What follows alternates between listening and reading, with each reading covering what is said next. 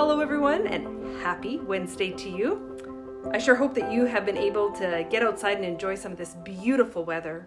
And if not outside, at least to be able to crack open a window and breathe some of the freshness in. It has been so lovely. So last week during the reflection time, I shared with you an image of this ice wall that I've been building in my front yard.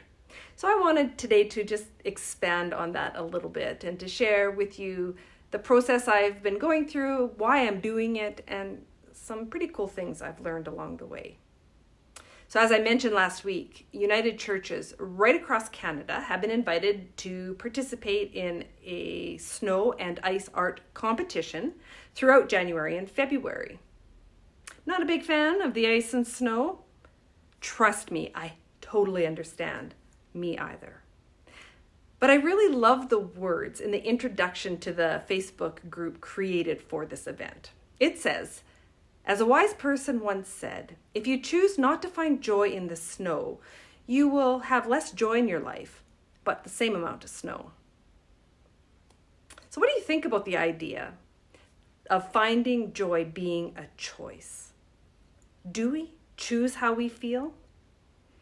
To some extent, I think we feel what we feel, and attempting to control our feelings or suppress them, particularly some of the more uncomfortable feelings like sadness and frustration, anger, never leads to anything good.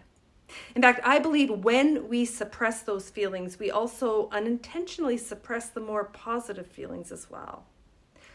So if I don't allow myself to grieve, it becomes really difficult to feel joy.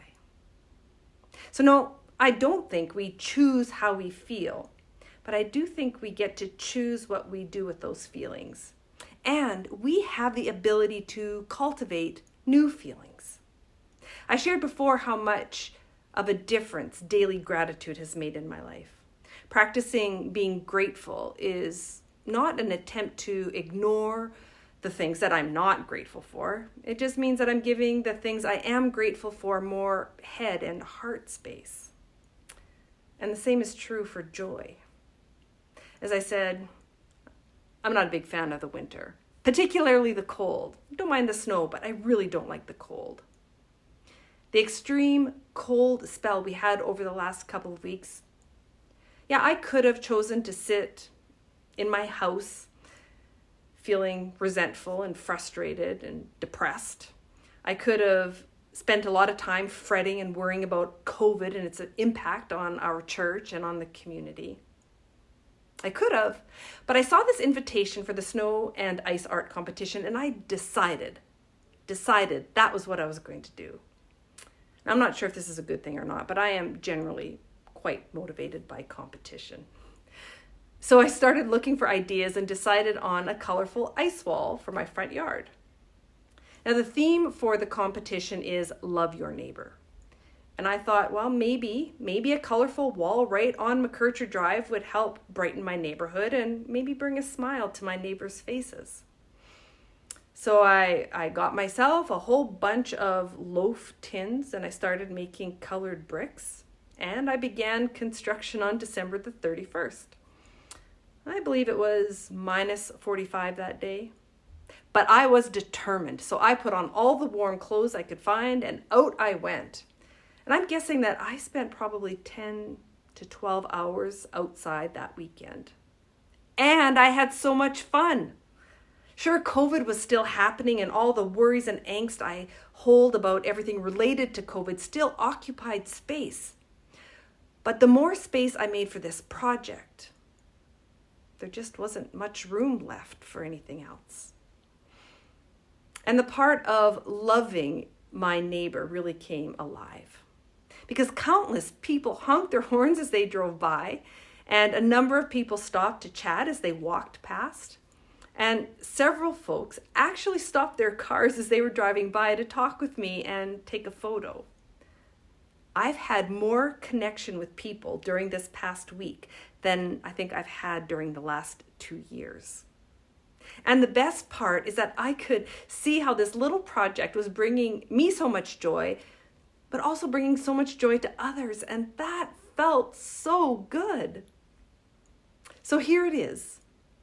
It's not quite done. There's still a few little additions I want to make, but I need to wait until it gets colder before I can do that. Did you hear that? I'm actually excited for it to get colder so I can continue working on my ice wall.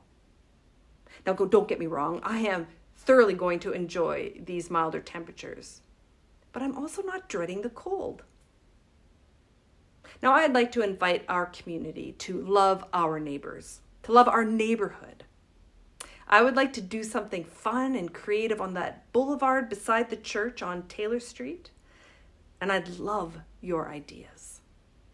Something that would remind folks that they're loved and that McClure United Church is a community that cares, that we are a community that wants to offer joy to the world. I'd suggest that this should be a project we can work on individually or at least safely distanced. So I'm thinking of something that individuals or families or small groups of friends could work on. They could work on them either at the church or at home and then just add it to whatever we're doing. So we could create a bunch of ice lanterns or an ice garden with maybe some messages of hope and joy for people to see and appreciate.